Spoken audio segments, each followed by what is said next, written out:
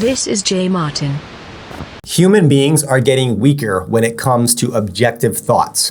Why? Because of the relentless onslaught of divisive media headlines. The biggest distributors of information on the planet are in the business of triggering our fight or flight response, and they are the undisputed champions of it. I have close friends who have always been resilient and critical thinkers who are today suddenly unable to tolerate opposing points of view. Now, when you shut out an opposing point of view, something you disagree with, you're the one who gets hurt the most.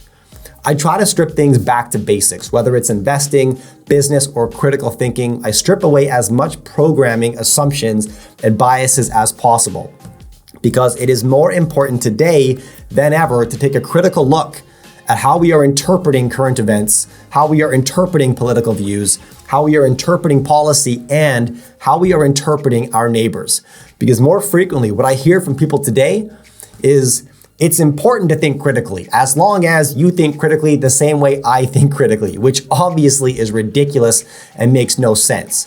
Now, the first time I recall being triggered by a social divide was in 2010 during the Occupy Wall Street movement. Now, there were protesters in my city. I was walking to my office in the morning and I was wearing a suit. And I got heckled by the crowd. One individual stepped forward and yelled at me and pointed and said, "Nice suit, you fucking shill." And I remember all of his companions cheered and laughed behind him. And immediately I reacted. The thought on my mind was violence. My posture stiffened.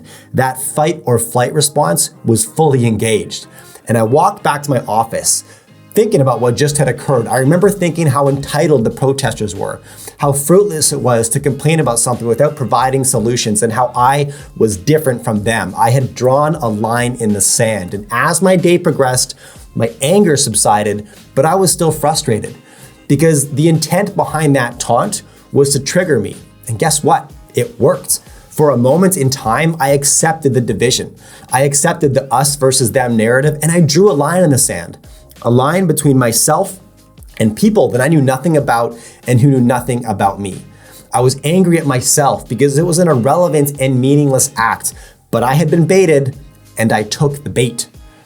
So I try to stay conscious of the triggers that surround me every single day because they have accelerated. I can't leave my house anymore, let alone turn on my computer without being surrounded by the us versus them storylines.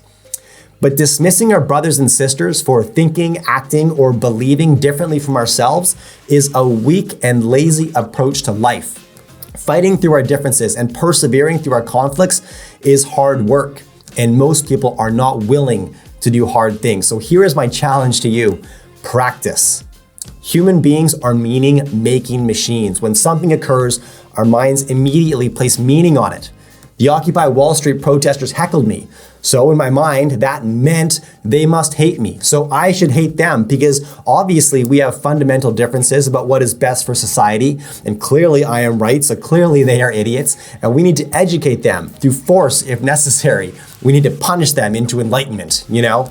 If I had $1 for every time we had punished somebody into enlightenment. Look, when we feel triggered, we have two choices. We can react or we can pause, think, and then act. Now, I don't always succeed at practicing the latter, but when I do, I am much happier with the results.